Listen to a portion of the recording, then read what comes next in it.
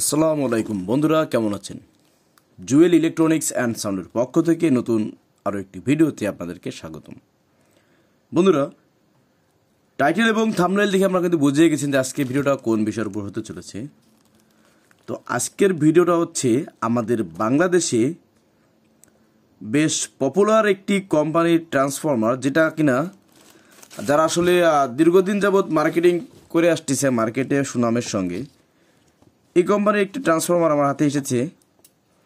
তো এটা নিয়ে আজকে একটু আলোচনা করব এবং এটাতে কত ভোল্ট কত অ্যাম্পিয়ার পাওয়া যেতে পারে এবং কোয়ালিটি কেমন, কিনলে আমরা কতটুকু ঠকতে পারি কি না জিততে পারি ইত্যাদি সব বিষয়ের উপর আপনাদেরকে মোটামুটি ধারণা দেওয়ার চেষ্টা করব। তবে শুরুতে বলে রাখি, এটা কিন্তু আমি কোনো কোম্পানিকে ছোট করা বা বড় করার জন্য বা কোনো স্পন্সরশিপ হিসেবে কিন্তু আমি আসলে বলতেছি না। এটা আমি আমার যে ভাই ব্রাদাররা আছেন, ইউটিউবে সাবস্ক্রাইবার আছেন, বিশেষ করে তাদের জন্য বলতেছি যে তারা এটা কিনলে কতটুকু উপকৃত হবেন, মানে এই কোম্পানির মালটা কিনলে কতটুকু উপকৃত হবেন কি হবে না এই বিষয়ে বিস্তারিত ধারণা আসলে আপনাদেরকে দেওয়ার চেষ্টা করব। তো এটার এই মুহূর্তে দেখতে পাচ্ছেন যে এটার আউটপুট হচ্ছে 24024 6A, মানে 6 এম্পিয়ার বা 6 এম্পিয়ার। আর এটা হচ্ছে ইন রাসেল, ইন মানে হচ্ছে এখান থেকে লাইন ঢুকবে, সেই জন্য ইন লেখা। এটা হচ্ছে রাসেল কোম্পানির একটি ট্রান্সফরমার। আর এই রাসেল কোম্পানি এইটা কিন্তু আমি দীর্ঘদিন যাবৎ দেখতেছি, মানে বেশ আগের থেকে বলা যায়, আমার আব্বাগো মানে বাপের আমল থেকে, বাংলায় মানে গ্রাম বাংলা যেরকম বলে আর কি, যে বাপের আমল থেকে দেখে আসতেছি এই ট্রান্সফরমারগুলো তারাও ব্যবহার করছে এবং পর্যায়ক্রমে আমরা করতেছি। অনেক পুরাতন একটি কোম্পানি এবং এরা খুব সুনামের সাথেই বাংলাদেশে মার্কেটিং করছেন এই ট্রান্সফরমার বিষয়ে।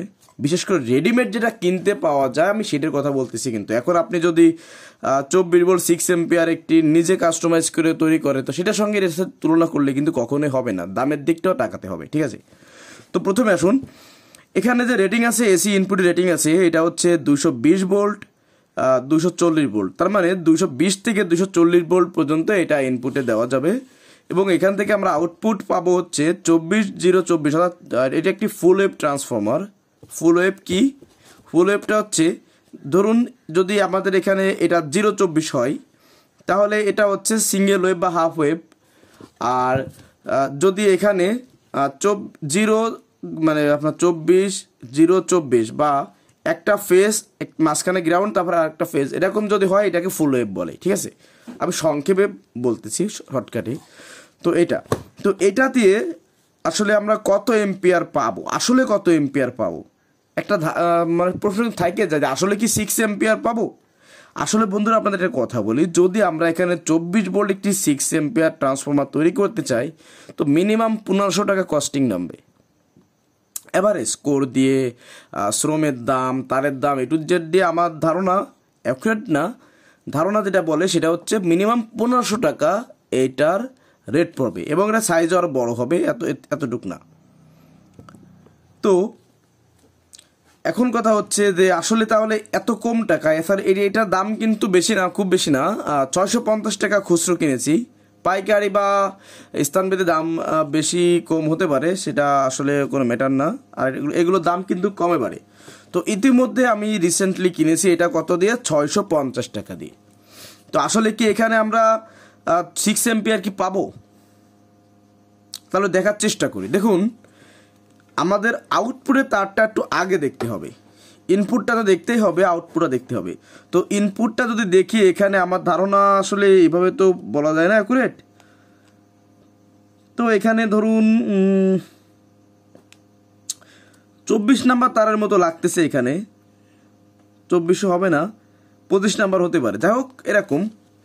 আর আউটপুটে যে তারটা দিছি, আসলে আমাদের তারের যে রেটিং থাকে সেই হিসেবে কিন্তু আসলে আউটপুট এম্পিয়ারটা আসলে ধরা হয়।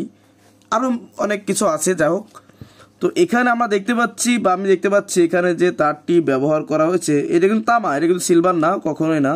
রাসেল কোম্পানিতে কখনো আমি আজ পর্যন্ত সিলভার পাইনি, সম্পূর্ণ তামা পেয়েছি।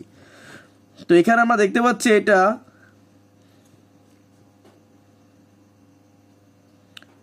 23 নাম্বার তার হবে, মেবি এটা 23 নাম্বারই হবে, কারণ দেখে যেটা বোঝা যাচ্ছে 22 নাম্বার না, 23 নাম্বার তার, হ্যাঁ রাইট, এটা 23 নাম্বারই হবে।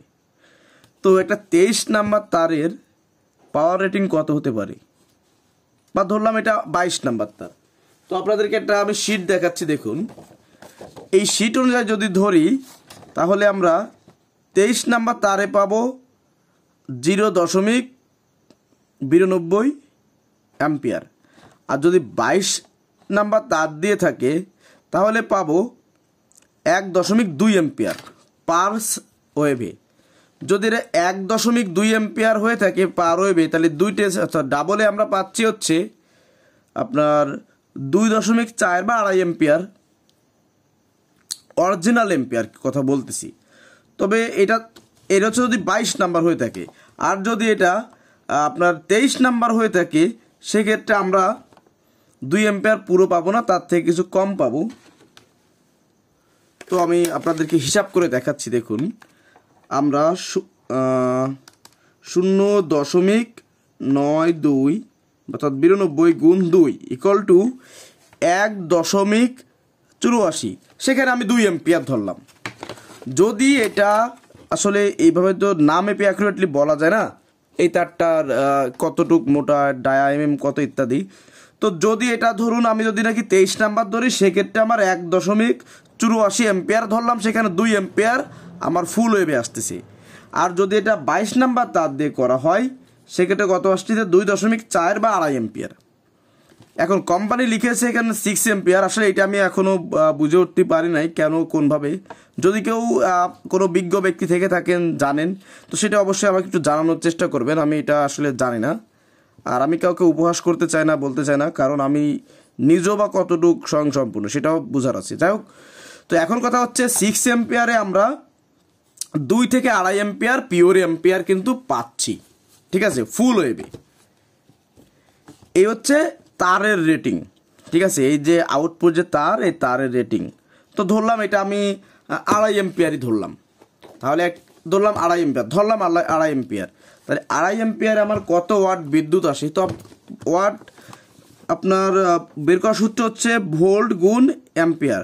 তো আমাদের যদি সিঙ্গেল যদি আমরা 22 নাম্বার ধরলাম, 22 নাম্বার তার যদি ধরি সেক্ষেত্রে আমাদের 22 নাম্বার তার রেটিং হচ্ছে 1.2 অ্যাম্পিয়ার গুণ হচ্ছে 24 48, যেহেতু ফুল ওয়েভ ট্রান্সফরমার, তাহলে আমাদের ওয়াটটা আসছে মাত্র 57 ওয়াট।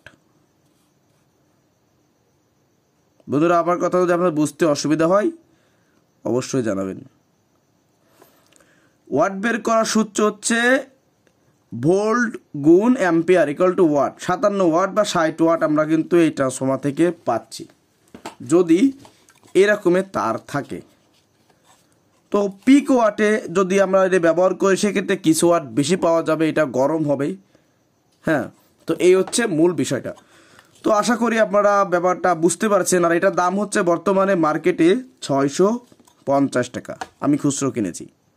একটি অ্যাম্পলিফায়ার তৈরি করা হবে, সেটা ভিডিও আপনারা ইনশাল্লাহ পেয়ে যাবেন। তো এখন কথা হচ্ছে টাকা হিসেবে এই যে মাল আমরা পেয়েছি আসলে অনেক ভালো বলতে হয়। দেখুন মার্কেটে কিন্তু অন্যান্য আরও অনেক মাল আছে যেগুলো দেখতে খুব ভুংচং, হ্যাঁ, আর ভিতরে কোরগুলো কাটিং কোর থাকে, বিচ্ছিরি কোরের কম, আপনার ম্যাগনেটিক যে ফিল্ড হওয়ার যে ক্ষমতাটা এটা কম, প্লাস আপনার সিলভারের তার থাকে। তো ওই সমস্ত হাবুড়ে জাবুড়ে মাল না কিনে আপনারা যদি রাসেল কোম্পানির এই মালটা কেনেন, আমরা কিন্তু পিওর অ্যাম্পিয়ার বলেছি, 2.5 অ্যাম্পিয়ার সর্বোচ্চ আমরা এর থেকে পেতে পারি।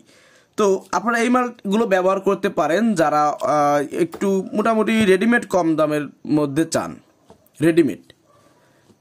আর যদি কেউ কাস্টমাইজ করে বানাইতে চান সেক্ষেত্রে যে বললাম প্রায় 1500 টাকার মতো 6 অ্যাম্পিয়ার একটি ট্রান্সফরমার তৈরি করতে খরচ আসবে, 24,024। তো এইটা হচ্ছে বিষয়। এখন আপনারা কোনভাবে কি করবেন আপনাদের উপর ছেড়ে দিলাম, আমি যেটা বুঝি এই পর্যন্ত সেটা আপনাদেরকে বললাম। তো এটা আমরা কত পাচ্ছি 2 থেকে 2.5 অ্যাম্পিয়ার সর্বোচ্চ, সেখানে আমি 3 অ্যাম্পিয়ার ধরলাম ম্যাক্স পাওয়ার, অর্থাৎ যখন এটা পিক ওয়াটের লোডে থাকবে তখন আমরা কত বললাম 3 অ্যাম্পিয়ার ধরলাম। তো তারপর একটা কথা কি, টাকা হিসেবে যে মাল আমরা এই যে কোম্পানি যে মালগুলো বানাচ্ছে বা আমাদের দিচ্ছে আসলে ভালো বলতে হয়, না বললে আসলে অন্যায় হবে। তো বন্ধুরা, আশা করি আপনারা এটা বুঝতে পেরেছেন। তো চলুন আপনাদেরকে একটু ভোল্টেজটা চেক করে দেখাই আমি। তো আমি এটাকে এসিতে কানেকশন দিয়ে দিচ্ছি। দেখুন ওটা হামিং শব্দ আসতেছে, এটা কেন আসে সেটাও আমি আপনাদেরকে বলবো। আর দ্বিতীয় কথা হচ্ছে এটা আমার আইপিএস লাইন থেকে আসছে, যার কারণে একটু হামিং আসছে। তো যাই হোক, আমি আপনাদেরকে জাস্ট ভোল্টটা একটু আগে মেপে দেখাই, এর সমাধানটাও আমি আপনাকে দিচ্ছি।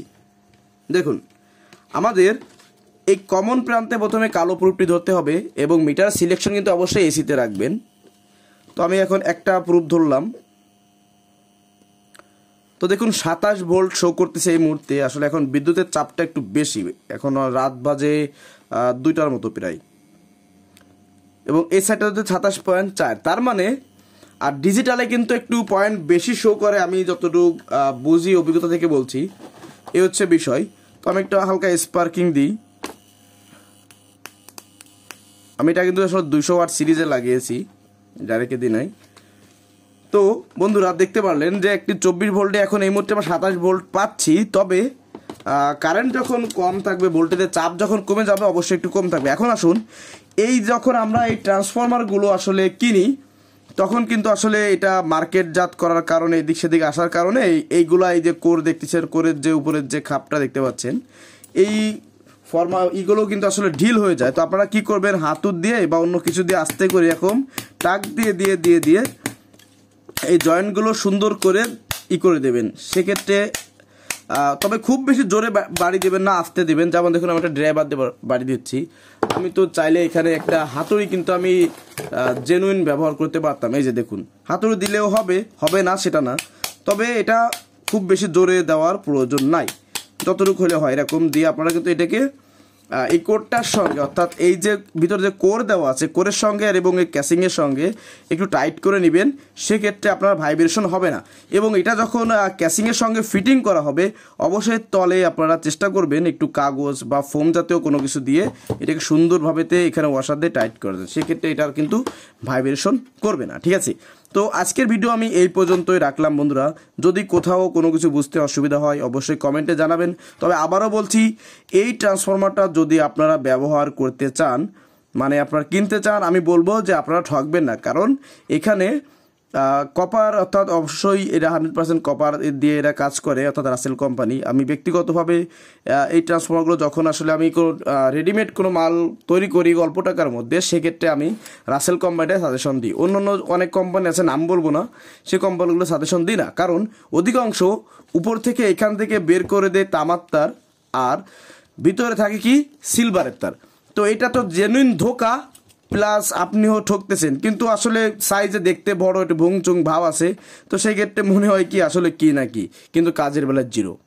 ঠিক আছে, তো সেই ক্ষেত্রে আপনারা যদি এই ট্রান্সফরমারগুলো সাজেশন করেন, সেক্ষেত্রে আপনার এটার রেজাল্ট ভালো পাবেন। তবে এটার একটা সমস্যা কি, একটু বেশি গরম হলে এই যে ফর্মাগুলো গলে যায়। তো আপনি কি করবেন, একটা কুলিং ফ্যানের জন্য এক্সট্রা বাজেট রাখবেন। সেক্ষেত্রে গরম কম হবে, আপনার মালটা সেফটি থাকবে। আর এটা দিয়ে আপনারা 2 ট্রানজিস্টার 4 ট্রানজিস্টার কিন্তু খুব সুন্দরভাবে চালাতে পারবেন। এবং এতে 8 ইঞ্চি 10 ইঞ্চি একটা স্পিকার, বা আপনার 1 থেকে 2 ইঞ্চি কয়েল, সমপরিমাণ কয়েলের একটি স্পিকার আশা করি খুব সুন্দরভাবে বাজবে। সেটা হোক 10 ইঞ্চি 10 ইঞ্চি 8 ইঞ্চি বা 12 ইঞ্চি, কোনো সমস্যা হবে না। ঠিক আছে, তো যদি মনে করেন যে না আপনার এখানে ভোল্টেজটা একটু বেশি লাগবে, সেক্ষেত্রে আপনি 30-35 ভোল্ট নিতে পারেন, অসুবিধা নেই। তো বন্ধুরা, আজকের ভিডিও এই পর্যন্তই। সবাই ভালো থাকুন, সুস্থ থাকুন। আর ভিডিওটি কেমন লাগলো অবশ্যই কিন্তু আমাকে জানাবেন। তো এখনও যারা আমার ভিডিওটিকে লাইক করেননি, অবশ্যই একটি লাইক করে দিবেন। আর চ্যানেলে নতুন হয়ে থাকলে অবশ্যই চ্যানেলটিকে সাবস্ক্রাইব করে দিয়ে পাশে থাকা বেল আইকনটি অল করে দিবেন। আর যারা অলরেডি করে দিয়েছেন তাদেরকে অসংখ্য ধন্যবাদ। তো বন্ধুরা, দেখা হবে অন্য কোনো ভিডিওতে। আল্লাহ হাফিজ।